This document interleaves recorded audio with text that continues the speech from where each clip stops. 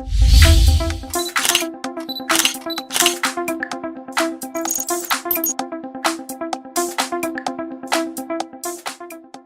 everyone, this is a review of Vivitar 0.43x 52 millimeter lens converter, and the 52 millimeter is actually the thread dimension which goes onto the camera here.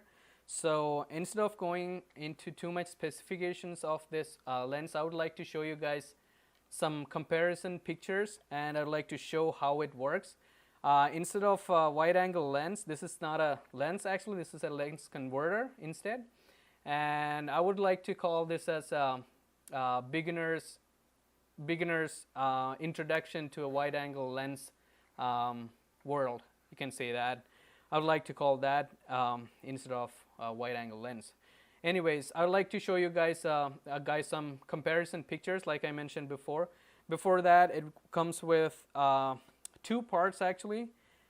This is the covers. This one goes in front of the lens, and there is another thread cover to it, which closes the back part. And this actually comes in two parts. One is the macro part of it, which goes threads onto the camera and threads onto the wide angle converter part. So there's actually two parts to it. You can find a lot of other videos in YouTube showing that. I'm not going to go too much into it. So anyways, that's that, and now we can go ahead and look at the pictures. Alright, so here's a picture of the car, of a car actually without the lens converter. I was using my 18 to 55 millimeter lens on Nikon camera, and this is the same shot with the wide angle lens converter. As you can see, you get to see a lot of the background, and a lot of other things comes into the frame. And here's another one. This is actually a really nice wide angle shot without the converter again. And if you really look closer to it, you can see two clouds on the sky there. And on the next picture with the wide angle lens converter, you can see a little bit more to it. There's another part to the right side if you look, and there is a little vignetting. Actually, that's not vignetting. That's actually part of the wide angle lens ring. If you want to get rid of that, I think the only way you can do it is in post processing. Oh no, actually another way is to zoom in a little bit. Like this one was shot at 18 millimeter.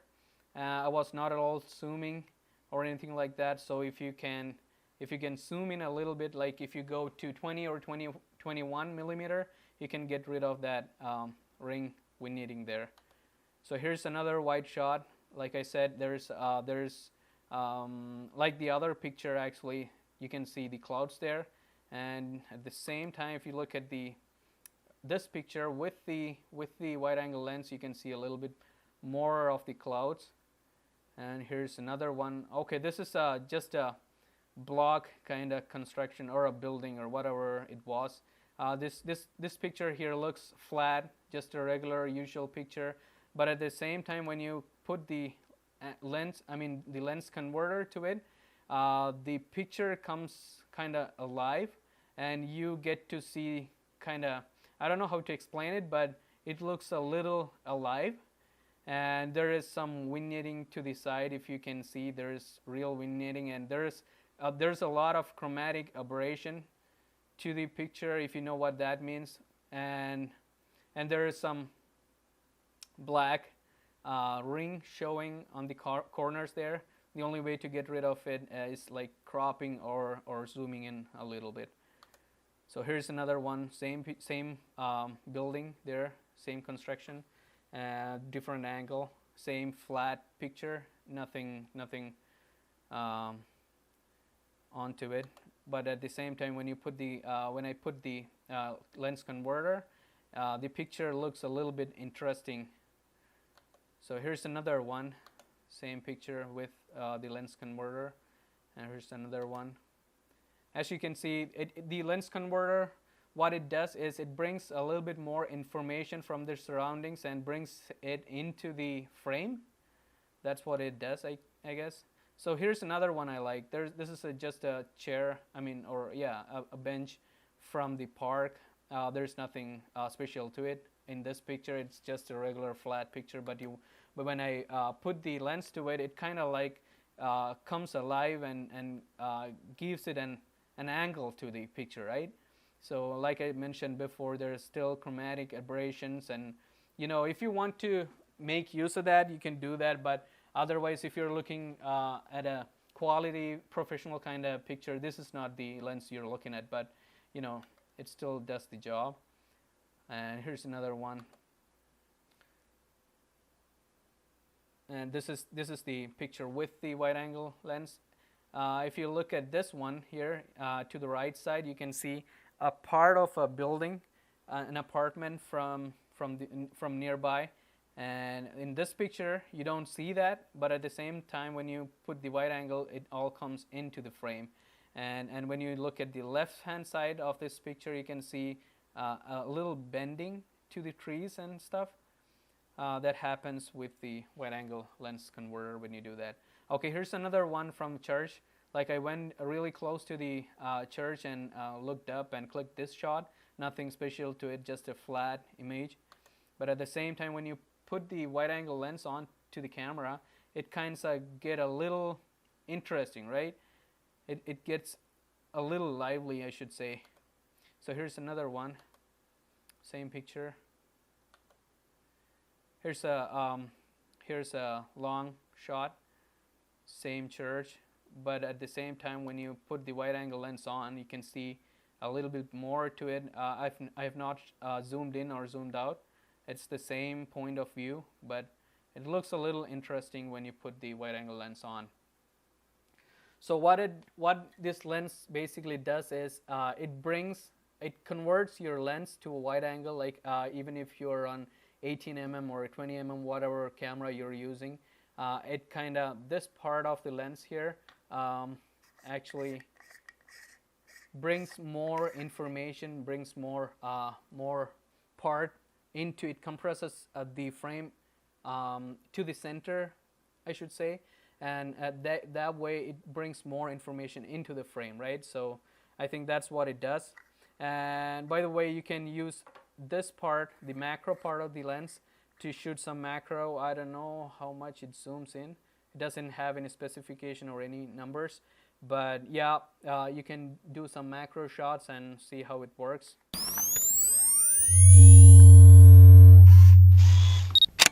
Alright, now I'd like to show you guys a video clip I shot with the wide angle lens converter, and I kind of took off and put it on back and to show you guys how the frame changes. So let's take a look at it now. So if you take a look at this video, you can see, like, I just put on that converter onto the lens, but it doesn't show any changes in here. But if you follow that man with a white cap on, that old man there, he's gonna go out of the frame right now. He's pretty much gone out, but when the lens is put back on, he comes back, right? If you have noticed that, I'll kind of play that again. Anyways, you can see with and without the if you take a look at the surroundings, once again I'll play that part of the video.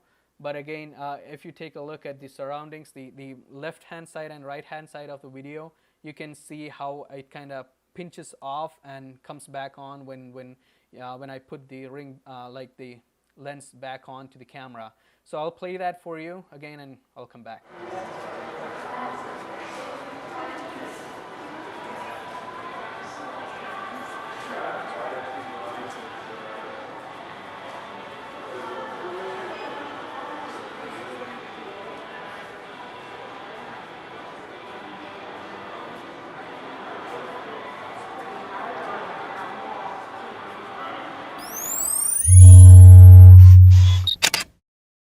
So this is how it looks on the camera. Like, this is my Nikon D5200, and the lens is the kit lens which came with it, 18 to 55 millimeter 5.6 3.5 to 5.6 G lens. So the lens, for the lens here, I have a 52 millimeter thread on the lens here. So don't get confused with the focal length and the thread dimension.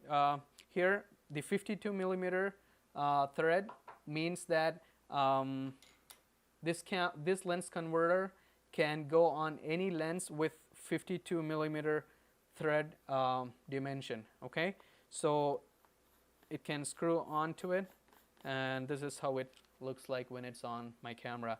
I have seen some videos online who says that it cannot be used with a DSLR camera, but apparently you can. So this is one of the cameras you can use with, like it can go on any lens, practically any lens with 52 millimeter. If you have a different dimension on your lens, go and check it out on Amazon. You can. It shows on the cover here, 52 millimeter. So there's my comparison and review of Vivitar 0.43 times wide angle lens converter.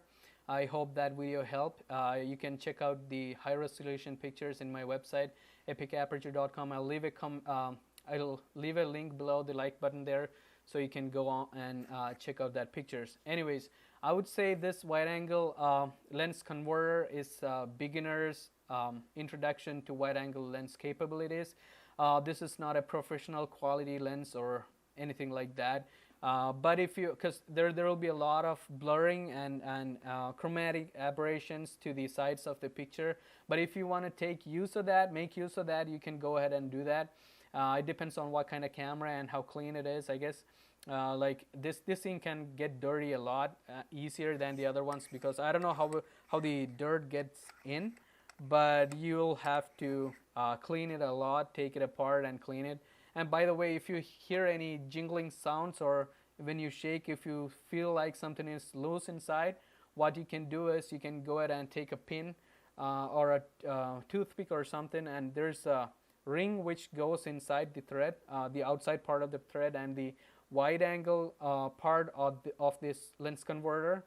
It kind of goes loose sometimes, so you can use that to tighten it back. I have not taken it apart right now, so I'll give you a close-up shot on that. Anyways, that's a ring. There's a ring which holds the piece of glass here, so that will be what will be making the shaking sound. So there's one thing about that. Yeah, again, it can get dirty a lot easier than the other lenses. So I from my experience, I had to clean it a lot often than the other lenses. There's the review, and I'll leave a link below the like button. Go check that out. Comment, subscribe, and if you have bought one, let me know what you think of it, and see you guys later in the next video. Bye.